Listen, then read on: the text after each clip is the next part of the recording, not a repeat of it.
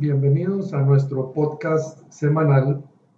Hoy hablaremos sobre cómo el equilibrio emocional es esencial para escuchar la voz de Dios. Cuando nos encontramos desequilibrados emocionalmente, no podemos escuchar la voz de Dios. Sin paz, nos encontramos vulnerables ante los ataques de las tinieblas, sin la armadura de Dios, y nuestras oraciones pueden no ser escuchadas por Él. A lo largo de este episodio vamos a estudiar varios ejemplos bíblicos que ilustran esta verdad. En el ejemplo número 1 tenemos al profeta Jonás. Vamos a ver las emociones que tuvo Jonás. Jonás estaba extremadamente disgustado y enojado. En la palabra nos habla Jonás capítulo 4, verso 1, que oró con su alma. Jonás se fue fuera de la ciudad para razonar con Dios diciendo, por eso no quería venir a predicar porque sabía que los iba a perdonar. Esta oración no fue escuchada por Dios. Vamos a ver otro temita respecto a Jonás, que son las oraciones almáticas. Muchos de nosotros hemos hecho este tipo de oraciones puramente emocionales. Las oraciones almáticas están en el lugar santo, donde se realizan las obras y los sacrificios en el templo de Salomón. Para que nuestras oraciones sean escuchadas por Dios y estar en su presencia, debemos estar en el Espíritu, en el lugar santísimo donde permanece su presencia. La oración emocional del alma no es una oración conforme a las Escrituras. Otro temita respecto a Jonás es la desobediencia de Jonás. Desde el principio Jonás no quería ir a Nínive, donde Dios lo había mandado, debido a los desequilibrios en su alma. Aunque Dios le había ordenado que fuera para clamar por ella, por su maldad, incluso después de que el pez lo vomitara en tierra, el Señor le habló por segunda vez y le dijo, Jonás, ve a Nínive. Y Jonás fue a regañadientes esperando que Dios destruyera la ciudad. Es evidente que todavía no solo Jonás desobedece a Dios, sino en su corazón todavía hay una serie de conflictos. Otro tema es la reflexión personal. Debemos pedirle a Dios que nos revele nuestros conflictos internos, que podrían ser por las siguientes circunstancias. Puede ser por asideros espirituales, que son las marcas negativas que han impactado nuestra alma, como por ejemplo el terror, el miedo, la inseguridad, traumas o sustos. Otros son las heridas en el vientre de la madre, causadas por las palabras de rechazo y sentimientos negativos que la madre infringe hacia el bebé en el vientre. Otros son las heridas de la infancia o la niñez, que son 5, como el rechazo, el abandono, la humillación, el abuso o injusticia. Y también están las iniquidades que vienen por las prácticas del pecado de manera reiterada de nuestros ancestros, que puede ser por prácticas de idolatría, brujería, etc. Aquí las tinieblas adquieren un derecho legal para dejarnos a nosotros como descendientes de ellos. Por ello es importante presentar ante Dios todo desequilibrio y quebranto del alma y hablarle de ello para que sea procesado por Él. Cada vez que seamos impactados negativamente en nuestra alma, debemos presentarlos ante Él para que sea consumido por el fuego del Espíritu Santo y así el enemigo no tenga derecho alguno sobre nosotros. En el segundo ejemplo vamos a estudiar al profeta Elías, quien tuvo gran poder y representatividad. En el primer libro de Reyes, que en hebreo se llama Melahim Aleph, Aleph es la primera letra del abecedario griego, por eso es la primera de Reyes. Se describe una historia interesante del poder de Dios y la fe del profeta Elías, que en hebreo se llama Eliyahu, que es Él es Yahweh, o Dios es el yo soy, el que soy y seré. Elías es un profeta hebreo con gran representatividad que vivió en el siglo IX a.C. y desafió al rey Acab y a los 450 profetas de Baal así como a 400 profetas de Acera, que eran seguidores de la reina Jezabel, esposa del rey Acab. Elías propuso una competencia para demostrar quién es el verdadero Dios. Para esto prepararon 2 altares con bueyes partidos, uno para Baal y otro para Dios, y el Dios que respondiera con fuego del cielo y consumiera el altar, ese sería el verdadero Dios. Los profetas de Baal clamaron a su Dios desde la mañana hasta el mediodía sin recibir respuesta. Elías se burló de ellos, sugiriendo que quizás Baal estaba meditando, ocupado o incluso durmiendo. A pesar de sus esfuerzos, que incluían cortarse con cuchillos y lanzas, no obtuvieron respuesta. Entonces Elías reunió al pueblo, reparó el altar de Dios y lo rodeó con una zanja. Colocó el buey sobre la leña y vertió agua sobre el holocausto 3 veces, hasta que la zanja se llenó de agua. Luego, Elías oró a Dios, pidiéndole que se manifestara como el verdadero Dios. De inmediato, cayó fuego del cielo que consumió el holocausto, la leña, las piedras, el polvo e incluso el agua en la zanja. Al ver esto, el pueblo se postró y reconoció que Jehová es Dios. Elías ordenó en ese momento capturar a los profetas de Baal y los llevó al arroyo de Cisón, donde los ejecutó. Esta historia resalta la fe y eficacia en la oración de Elías, así como la demostración del poder de Dios frente a los dioses falsos. Santiago nos dice que Elías era un hombre sujeto a pasiones semejantes a las nuestras. Esto está en Santiago 5:7. Subrayando que a pesar de ser un profeta poderoso, compartía las mismas emociones, debilidades y desafíos que cualquier ser humano. La palabra pasiones en este contexto se refiere a las emociones humanas, tanto positivas como negativas, que todos experimentamos en este mundo. El ejemplo de Elías nos muestra que a pesar de sus debilidades y luchas personales, él oró con fervor y fe. Y Dios respondió a sus oraciones de manera extraordinaria. Esto incluyó detener la lluvia y luego hacerla caer nuevamente. Vamos a ver el tema de desequilibrio emocional de Elías. Porque tras el triunfo de ferviente fe y valentía de Elías, al enfrentarse a los profetas de Baal y desafiar al rey Acab, Elías fue testigo de la manifestación sobrenatural del poder de Dios al derrotar a los profetas de Baal, haciendo caer fuego del cielo. Sin embargo, después de este gran logro, Elías enfrentó una etapa de desequilibrio emocional. Recibió una amenaza de muerte de Jezabel, quien, furiosa al enterarse de que Elías había matado a todos sus profetas, le envió un mensaje prometiéndole que al día siguiente él estaría muerto. En lugar de escuchar la voz de Dios, Elías, influenciado por su desequilibrio emocional y asideros espirituales que le generaron temor y dudas internas, atendió a la voz del príncipe de Grecia. Y esto lo hizo sentir que estaba solo y creer que huir era el único medio viable para salvar su vida. El temor y la preocupación ahuyentan la fe, dejando la mente vulnerable y la casa vacía. Al aceptar los argumentos engañosos de Satanás, el alma de Elías fue invadida por otras entidades de maldad que provocaron angustia, temor, desánimo, aflicción y depresión hasta el punto de desear morir. Ahora vamos a ver la provisión de Dios. Al huir al desierto, Elías, con gran quebranto, sintiéndose solo, emocional y espiritualmente desequilibrado, exhausto y desesperado, aún así se sentó bajo un enebro y oró a Dios para que le quitara la vida, sintiéndose inútil y abrumado por la situación.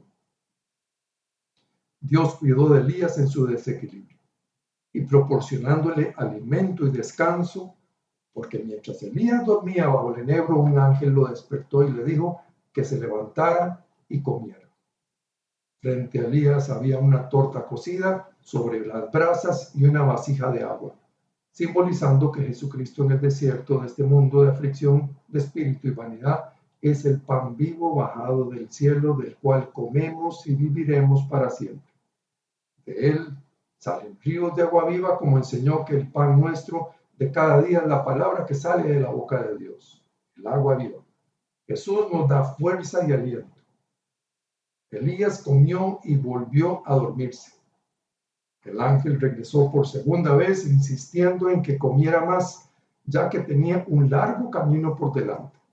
Fortalecido por esta comida, Elías caminó 40 días y 40 noches hasta llegar al monte Horeb, donde pasó la noche en una cueva. Allí Dios le habló y le preguntó: ¿qué haces aquí, Elías?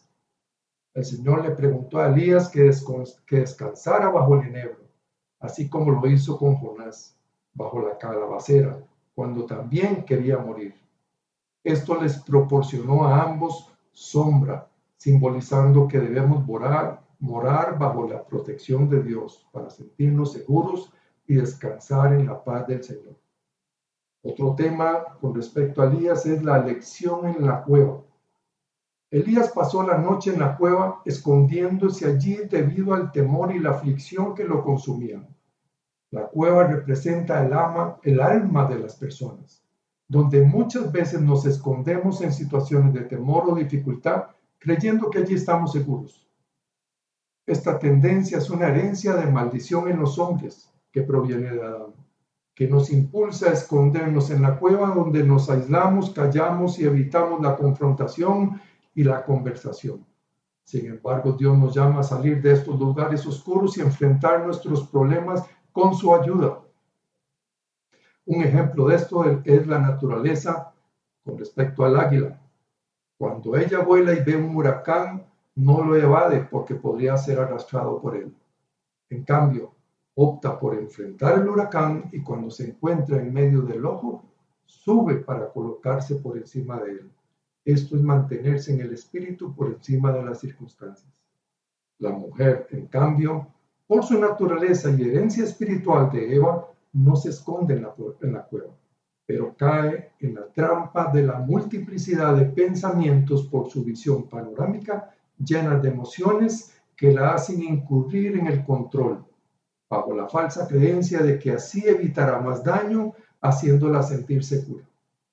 A diferencia del hombre, la mujer tiende a hablar más de lo normal en momentos de dificultad, desahogando su malestar emocional con quienes la rodean, generalmente su esposo o sus hijos.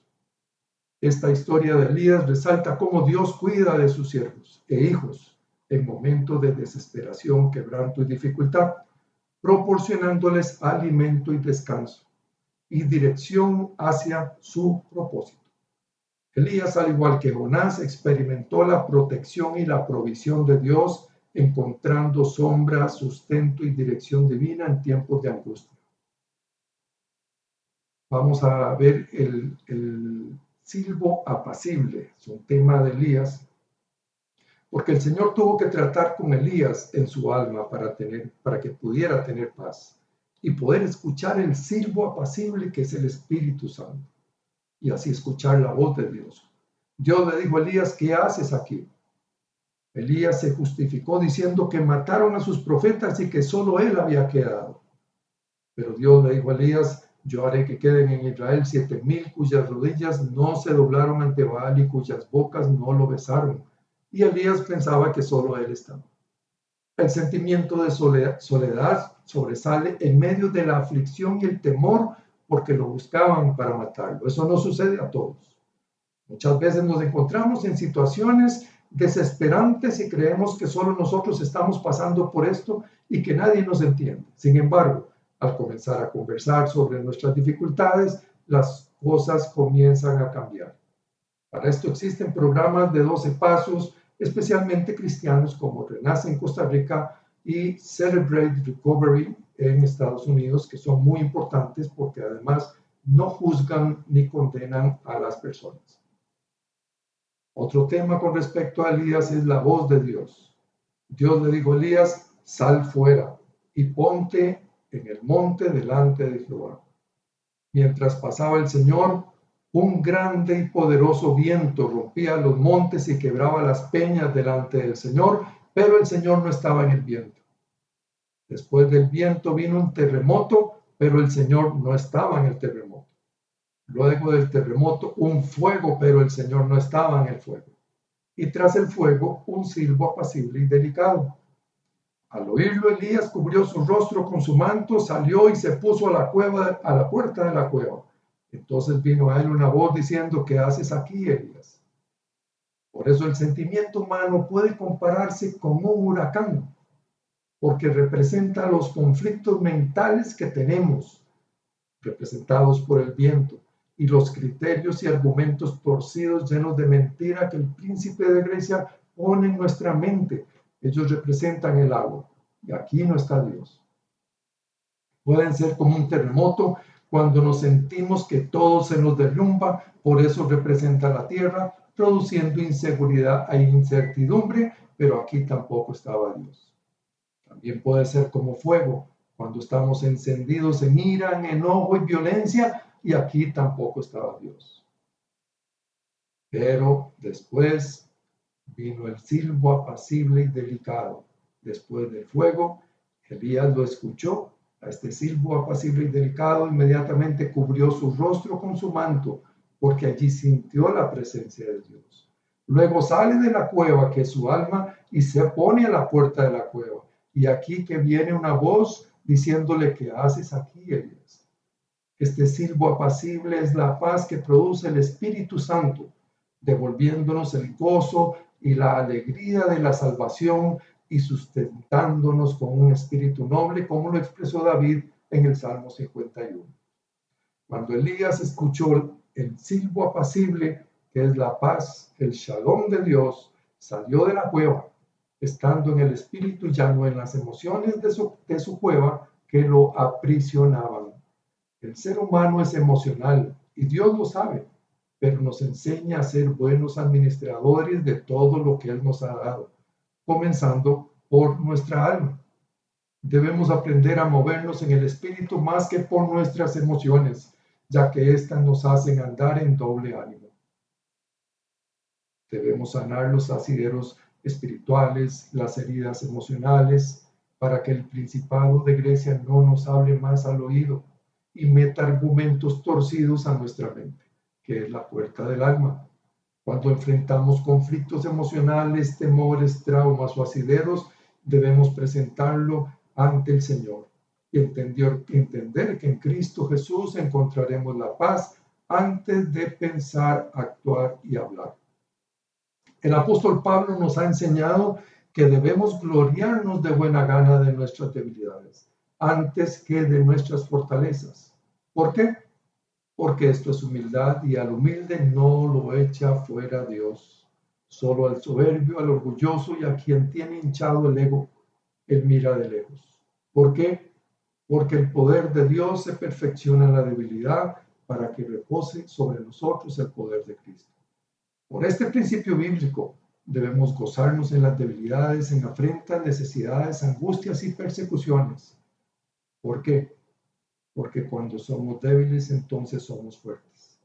Así lo proclamó el profeta Joel.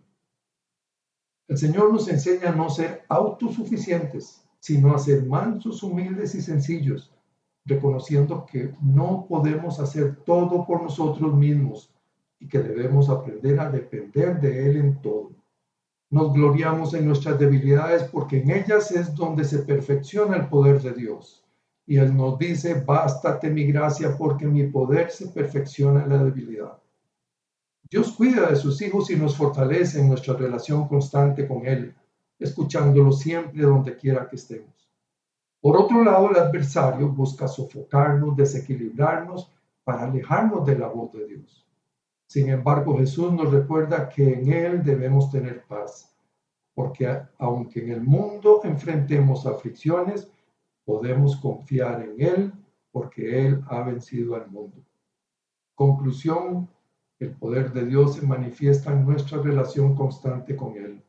Debemos procurar la paz y escucharlo en todo momento, 24/7.